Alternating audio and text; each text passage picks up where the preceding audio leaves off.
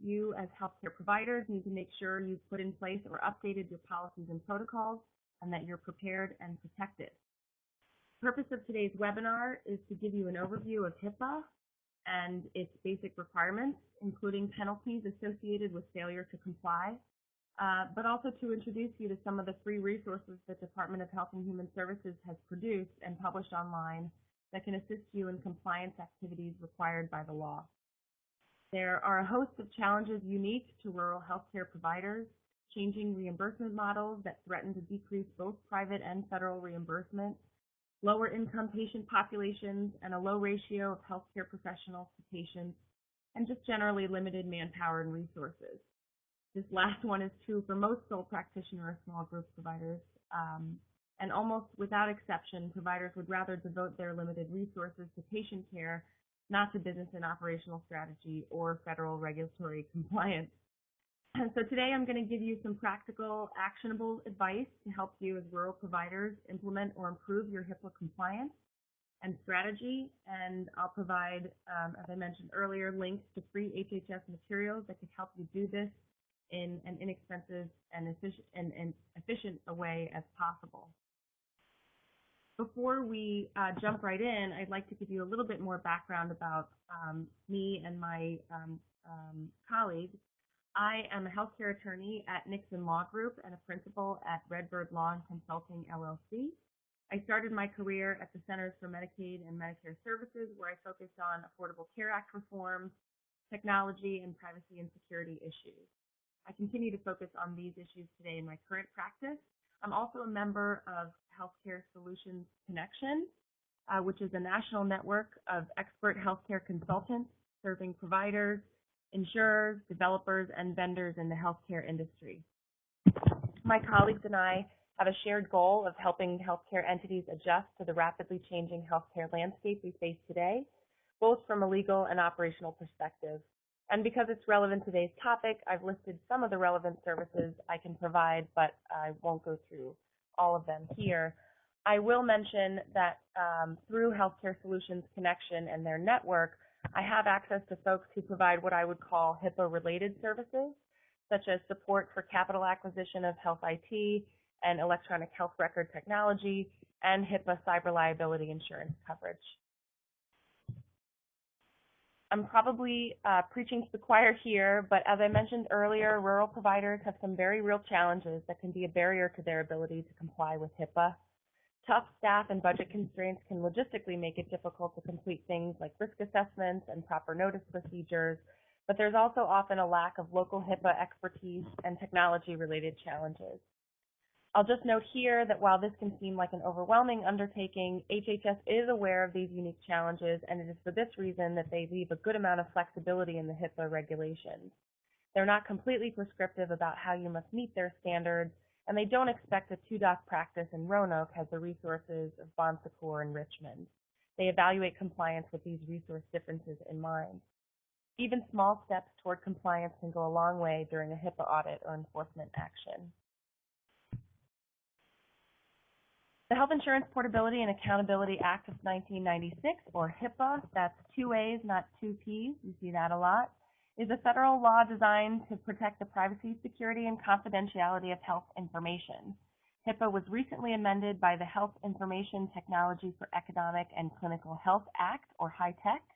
This law greatly increased penalties for HIPAA violations, which we'll talk about a little bit later.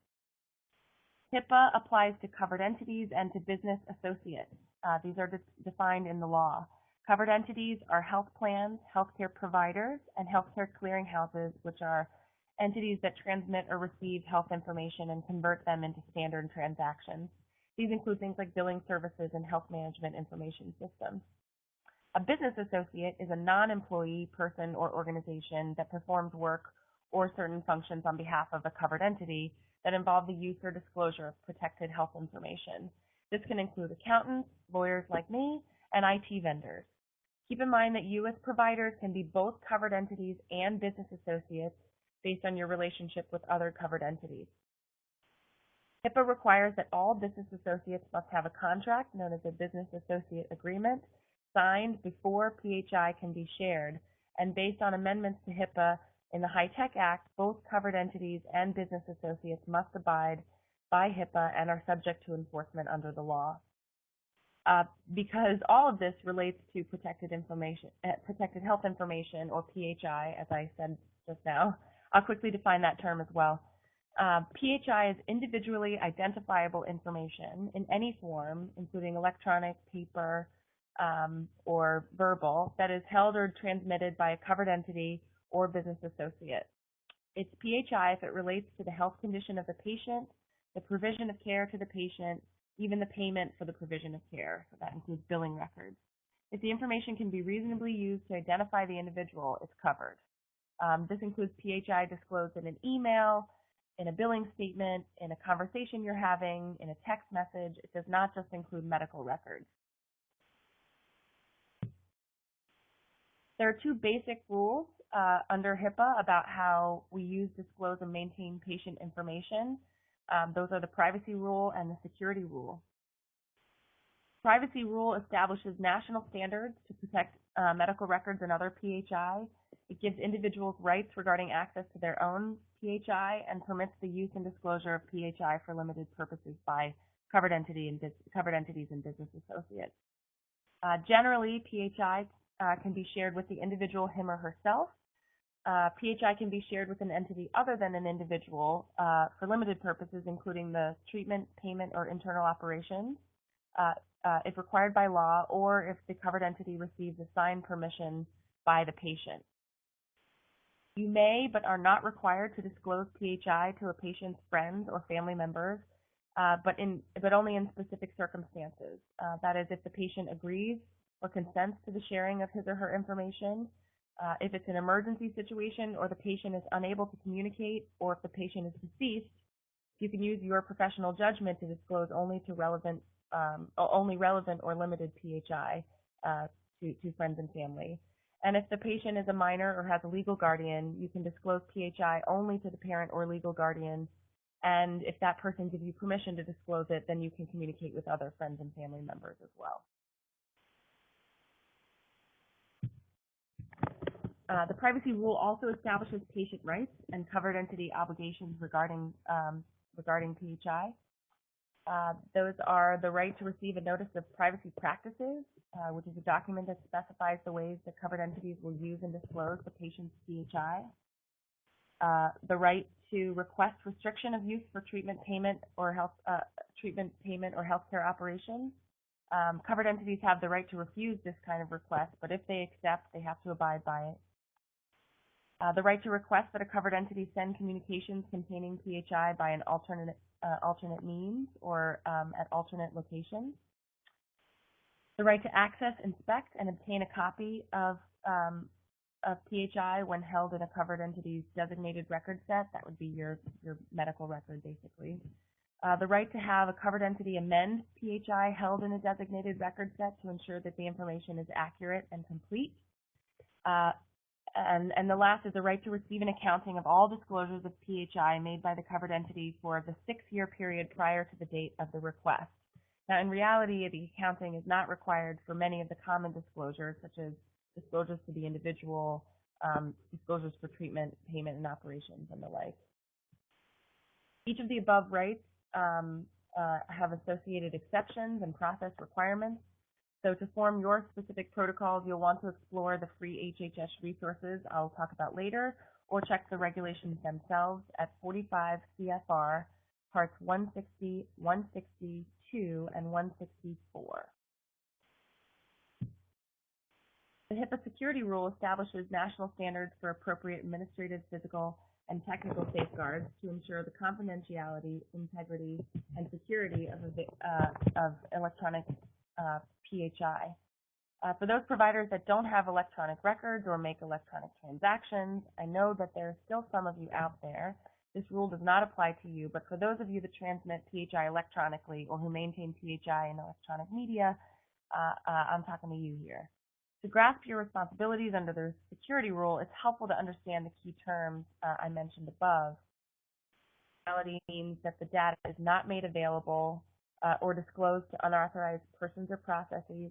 Integrity means that the data have not been altered or destroyed in an unauthorized manner. Availability means the data is accessible and usable on demand by authorized individuals.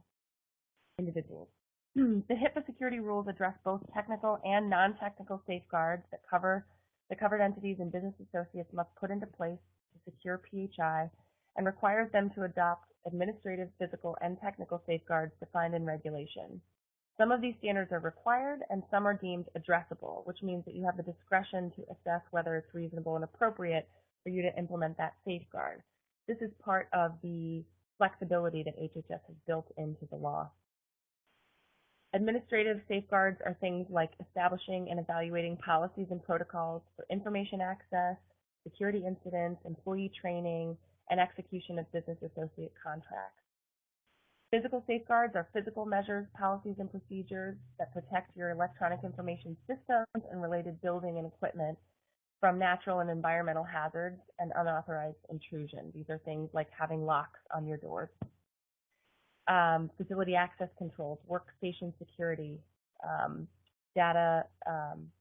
sorry, Kimberly, hi. We are on the right slide. I'm going over the security rule here. I just didn't want to put all this detail on the slides. Technical safeguards describe how a person implements the administrative safeguards. These are the technology and procedures for its use that control access to PHI. These include the use of user IDs, passwords, audit, and access controls. You can use HIPAA-compatible software solutions that meet these safeguard requirements, but I should note that just having a technology that says it's HIPAA compliant isn't enough. The security rule also requires that you put together protocols for the physical safety of the records and that you have all of the related documentation, policies, and procedures completed. There's two additional provisions of HIPAA that are worth noting here: the enforcement rule and breach notification. The HIPAA enforcement rule establishes the framework relating to compliance and investigations, determining the amounts of civil money penalties for HIPAA violators and hearings procedures. HIPAA also carries criminal penalties. I should note HHS can impose civil penalties of up to $1.5 million a year, and DOJ, the Department of Justice, can impose a fine of up to $250,000 or imprisonment for up to 10 years. And lastly, I promise, breach notification. A breach is an impermissible acquisition, access, use, or disclosure of PHI in which the security or privacy of the information has been compromised. Examples include lost or stolen USB sticks, email strings with patient information sent or forwarded to the wrong person, a stolen laptop, or private records left in a public place. If you suspect or know that a breach has occurred in your practice, it's very important that you notify the HHS Privacy Office.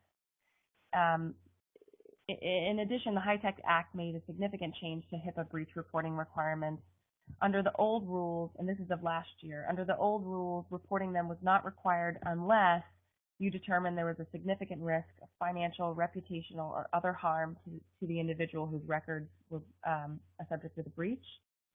Under the new rules, unauthorized disclosures of PHI are presumed to be breaches requiring reporting unless you as covered entities can demonstrate a low probability that the breach was remedied before it could cause a vulnerability or before the information was accessed.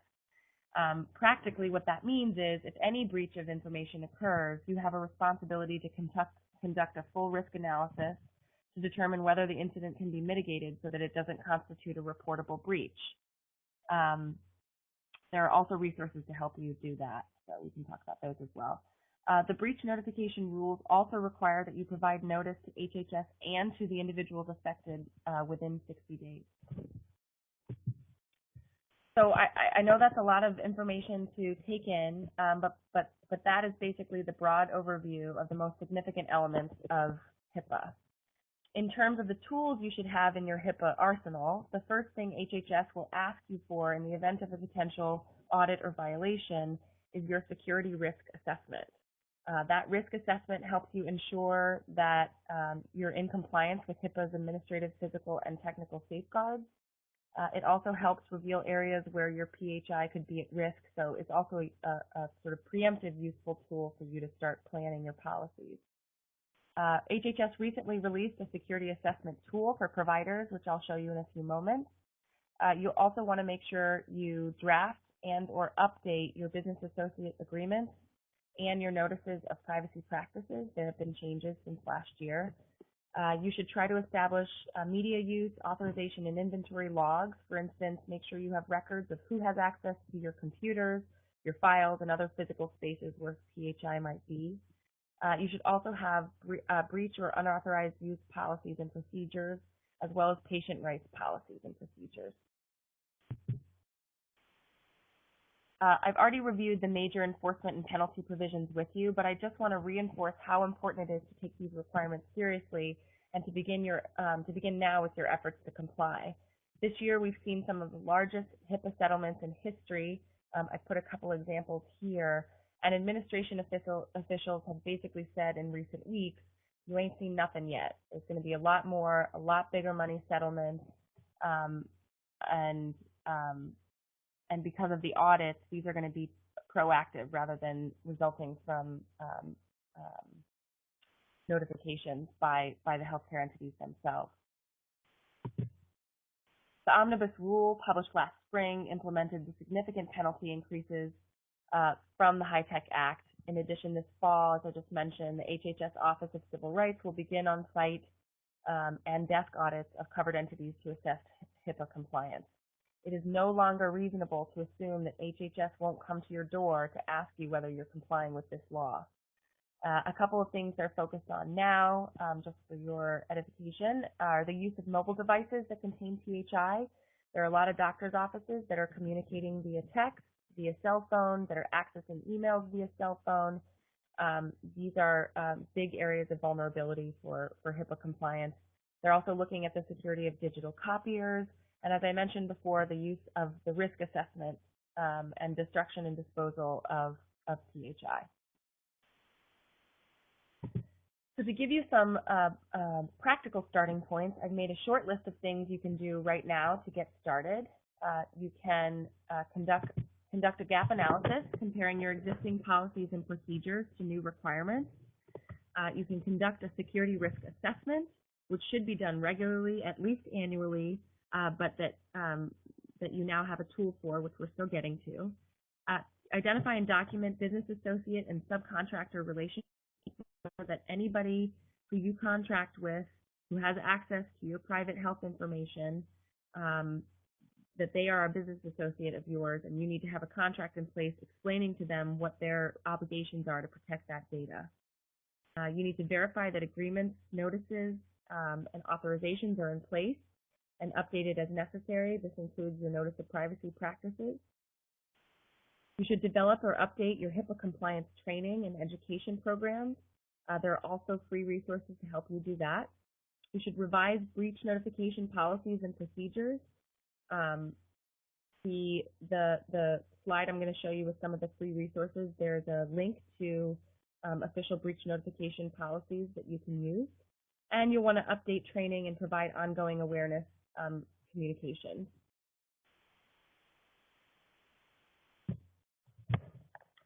So this is the money slide. Here I've included links to some free resources for you to use to help complete some of the tasks that I just laid out. I will make sure that the links on this slide are available to you after this call. Some of these documents can form the basis for your HIPAA compliant policies, documentation, and protocols. First, you should be aware that there are resources to help with all health IT and electronic health record needs through the ONC, that's the Office of the National Coordinator, the ONC Regional Extension Centers. They are free resources. The link here will take you to the page where you can search for your contacts at your regional extension center. And these centers can also help providers, they say, bridge the technology gap by helping you navigate the EHR, electronic health record adoption process, from vendor selection all the way to implementation and meaningful use. I've also included links to business associate agreement templates, a model notice of privacy practices, some privacy and security training games for employees that HHS created, a patient authorization form for disclosure of protected health information, instructions for submitting breach notification notices to HHS, and finally, a link to the new HHS Security Risk Assessment tool. Until this year, there was no easy way for a provider to do their own security risk assessment. Understanding that this can be pretty challenging and sometimes expensive, ONC developed this tool to help guide providers through the process. As with any first-generation tool, it has its glitches and drawbacks. It is more user-friendly than any past tools have been, but they continue to work on it. The other important piece here is that it's free. So the providers can download this tool from an HHS website onto his or her computer, use the tool to document and store the all-important security risk assessment. The tool can serve as evidence of reasonable efforts to comply with the HIPAA security rule, which will come in handy should you face an audit or a violation action. The way the tool works is that it takes you through each HIPAA requirement, citing the relevant regulatory citation, asking you questions about your practice, and depending on your answer, allowing you to document your proposed corrective action. Resources are included with each question to help you understand the context of the question and the potential impacts to your PHI if the requirement laid out is not met. You can use the tool to document your answers, comments, and risk remediation plans directly, and the tool will serve as your local repository for the information. The tool does stay at your computer and will not send your information elsewhere. So if your computer is secure, the data that you enter into this security risk assessment tool is secure as well. The tool can also create reports exportable to PDF and Excel. The picture here is an example of one of the pages. This is section 164.310A23, which is one of the requirements that's addressable. Again, that means that you have to use your judgment to determine whether it's reasonable for you to implement this security provision. This one says, do you take steps necessary to implement your facility security plan? If you look over to the right side of the screen here, there are explanatory tabs that will help you understand what they mean by your facility security plan and what the expectations are. What you can do here is you can document your current facility security plan, how you're implementing it, say you're doing that or you're not doing that, and say and describe what level of vulnerability you think applies to this particular area. Again, if you have questions about this, you can reach out to your regional extension center or, of course, to me. I guess one more thing, this assessment is going to take a serious investment of your time, realistically, but you can start and stop as many times as you want, completing it gradually. I want to stress that HIPAA is not an all or nothing set of requirements. It can seem overwhelming when you look at the whole, but there are really great places for you to start here. Use the free tools I've included to make sure your patient privacy notices are up to date and that you have proper authorization forms. Make sure you have an updated business associate contract with any of your vendors that may have access to your PHI. Include the breach notification procedures in your policies and procedures manual, and use your regional extension center resources. Most importantly, I would recommend that you download the security assessment tool and just look around. You can do this gradually, and if you're hit with a HIPAA violation or an unexpected audit, evidence that you've taken steps toward completing the assessment will help you in your negotiations with the government. So that is the close of the presentation. If you have any questions, please type them into the chat box. My colleague Carrie Nixon and I are here to answer any questions you have while you're on the phone. I can certainly go back to any slides that you want to look at again. You can also visit our website at www.healthcaresolutionsconnection.com, or you can email me or my colleague Carrie Nixon to ask any other directed questions.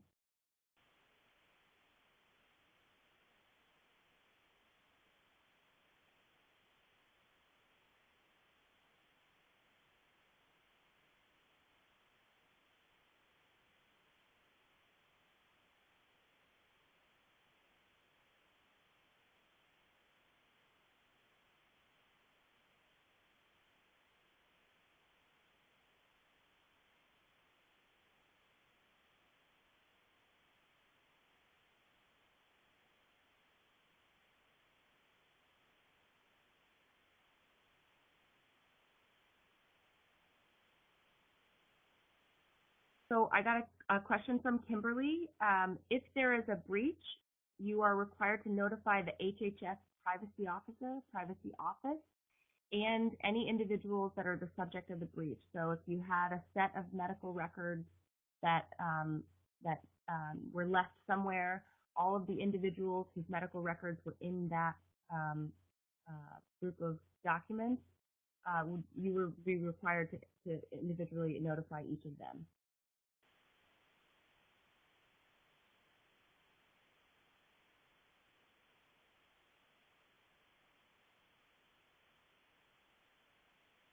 So I sure can. Kimberly asked if I could discuss some of the changes in the breach laws. So the major change is the standard that governs whether you have to report a breach or not. So under the old law, if there was a breach, you could assume that you didn't have to report it unless it was going to cause reputational, financial, or other harm to the individual whose records were breached. The new standard as of last year is that every breach is considered reportable until and unless you complete a full risk assessment to determine how to mitigate the breach and whether the mitigation can occur prior to any vulnerability. So let's say the last story I heard was there was an old warehouse full of old medical records that was being liquidated, and instead of properly disposing of the records, they somehow got caught up in a yard sale, a donation sale, and the box was sealed, and the records were never accessed by anyone. So that was a breach because the records were not protected according to HIPAA privacy protocols. However, it was not a reportable breach because based on the risk analysis, there was no way that there was any vulnerability exposed to those records because no one had gone into the sealed box and they were not able to access it. So under the new law, it would still not be reportable, but it would require you to take the administrative steps to conduct the risk analysis. And like I said, there are tools out there that can help you do that risk analysis, and also if you look at the standards in the law.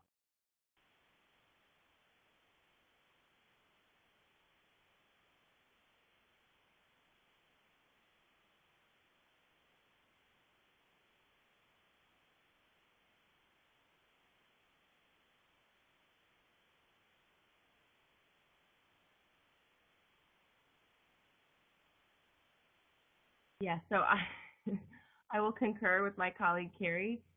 In the event of a breach, probably the best advice would be to contact legal counsel. They can also explain all of this to you. And I should note again that it hasn't been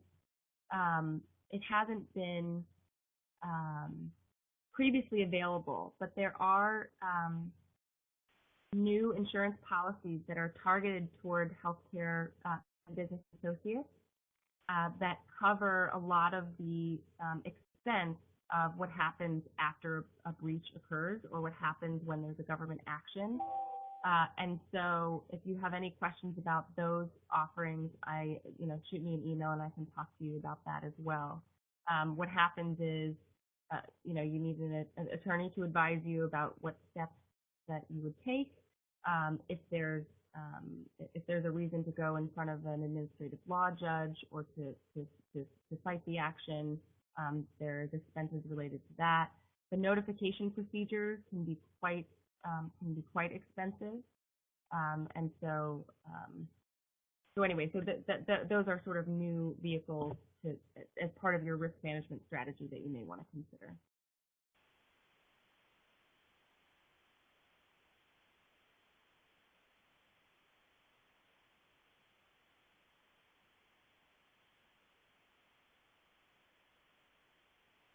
So hearing no additional questions, I just want to say thank you again to the Virginia Rural Health Association and the Kentucky Rural Health Association for allowing us to put this webinar on today.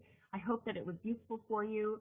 Like I said, I will make sure that this presentation, I think we're converting it to a YouTube presentation. But I'll make sure that it's available on both our website listed here and on the VHRA website, and we'll figure out a way to get the links to you from this presentation as well.